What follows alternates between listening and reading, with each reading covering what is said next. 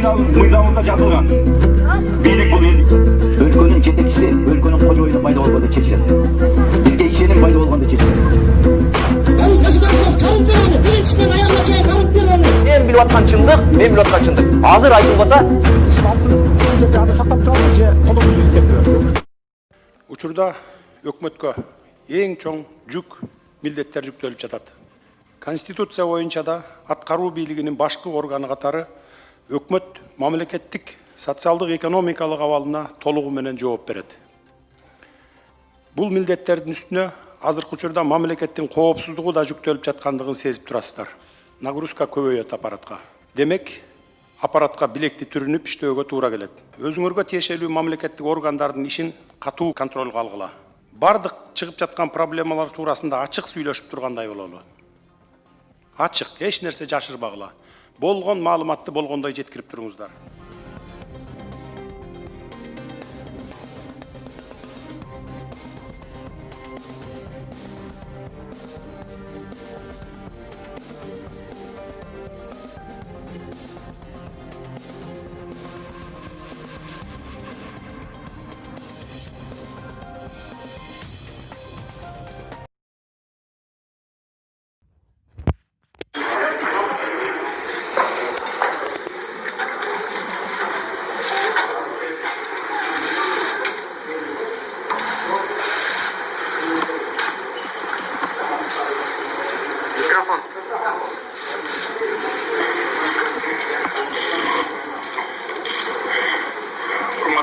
Кыргызстандыктар,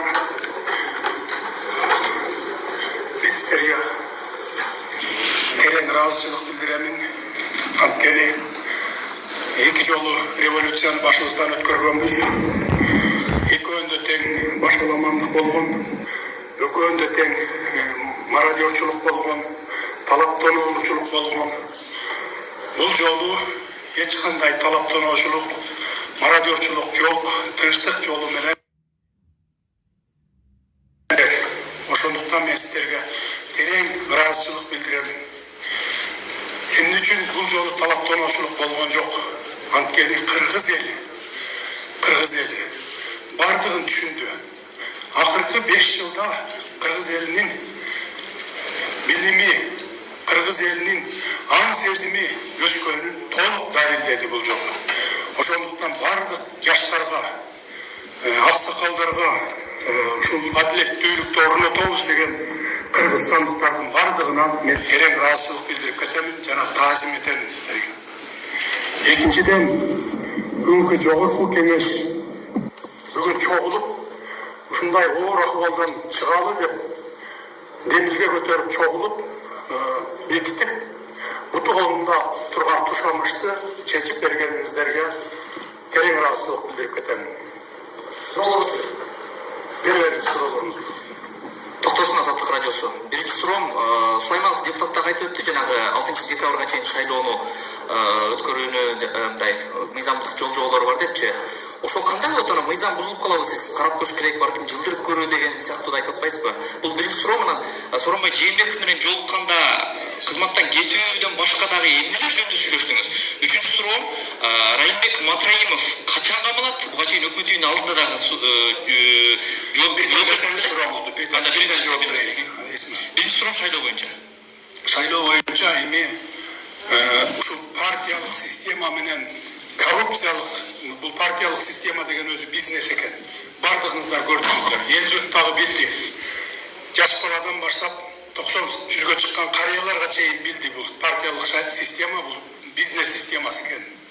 Алдына бир чоң бизнесменди коюп олигархтарды акча менен туруп алып, анан келип бардык коррупцияларга аралашканын көрдүк.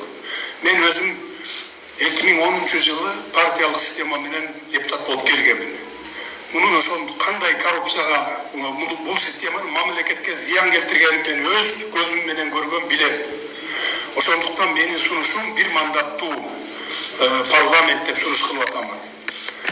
Кудай буйрса ошо бир мандаттуу парламент болот деп турам. Анан президент болот, жаңы конституциянын курултай системасын киргизебиз деп турам да. Эми буну мен таңулап эле мен ушундай болот дей бербейм, бирок саясий күчтөр менен ошо конституциялык кеңешме түзүп, ошол кеңешме менен кеңешип, анан кийин чечебиз аны. Президент менен жолукканда эмне жөнүндө сүйлөштүңүз? Президент менен жолукканда ошо бүгүнкү күндү талкууладык. Эгерде азыр депутаттарда кворум болуп, жыйналып, бүгүн бекитип берсе, менин кандидатурамды жана өкмөттүн курамын бардыгын бекитип, ушул процедура бүткөндөн кийин 2-3 күндүн ичинде арыз жазып берем деп сүйлөштүк. Арыз жазып берем. Райымбек Матраимов жөнүндө айтып кетсеңиз, качан Райым Матраимовду издеп атышат азыр. Менин маалыматым боюнча, мага жеткен маалымат боюнча күч органдары издеп атат. 4-нчү суроо бул жалпы эле журналисттерге тиешелүү. Ушу коркутуулар, Садыр Жапаровду колдобосоң, башка кылып кетебиз, талкалап кетебиз деп жалпы эле мына журналисттердин бардыгы калпай турбайт, аябай коркутуу түшүп атат. Жеке өзүмдү Азаттык радиосу редакциясынын атынан айтсам, биз мыйзамдуулук жана акыйкаттуулук үчүн биздин чыккан редакциядагы макала, баяндардын бардыгын карап көрсөңүз, эч бир күчкө жок, биз мыйзамдуулукту гана аныктап атабыз. Ошол боюнча журналисттердин коопсуздугу айрыкча кандай сакталат? Сөз эркиндиги жөнүндө дагы ушу сөзүңүздү элдин алдында алып алсак.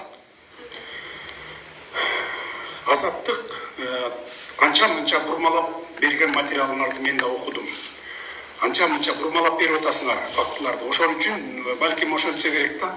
Башка журналисттерге эч кандай кысым да болгон жок, мындай кандай десем мен бир ушундай фейковый маалыматтарды тараткан үчүн ушундай болот да. Эми мындай да журналисттер. Мындан ары мен сиздердин күчүңүздөргө таянам. Коррупция менен күрөшүү боюнча сиздердин жардамыңыздар керек болот. Мисалы буга чейин бардык баягындай коррупция менен аралашкан моменттерди тартып, мисалы жана Али Токтакуновдун программасы жөнүндө айтып атам да. Ошондой болгон учурда кайра аны менен ошолорго рахмат айтыштын ордуна кайра аларды каралап бийлик тараптан ушундай болгон учурлар болгон да. Эми мындан ар бир журналисттин ошондой иликтөөсү болсо, иликтеңиздер, коррупцияны иликтеп, тактап, бир жактылуу болбосун, сиздерден суранам, бир жактылуу болбосун, тактап, качан гана фактыларды далилдеп 100% бергениңиздерде сөзсүз түрдө мейли ким болбосун, жазага тартылат. Мен коррупция менен күрөшүү боюнча мен 100% сиздерге сөз берип кетем. Бир дагы журналисттин ушундай коррупцияны аныктап чыккан материалы жөн калбайт. Анан эскертип кетем сиздерге. Бир журналист кандайдыр бирөөгө кастыгы болсо, же болбосо өчү болсо, анан бир фактысы жок, далили жок нерселерди чыгара бересиздер да кээ бир журналисттер эми баягы азыр соцсеттерде деле ошентип атпайбы? Андайга барбаңыздар. Эгерде чыныгы мындай фактылар болсо, коррупцияга аралашып аткан болсо, анда биз сөзсүз түрдө чара көрөбүз. Сиз да Азаттык радиосуна маекке чакырабыз, анан ошол сиз көргөн материалдарды талкуулап, кайсыл жерден кеткенин барабыз. сөз берсеңиз, Азаттыкка маекке чакырабыз. Барабыз.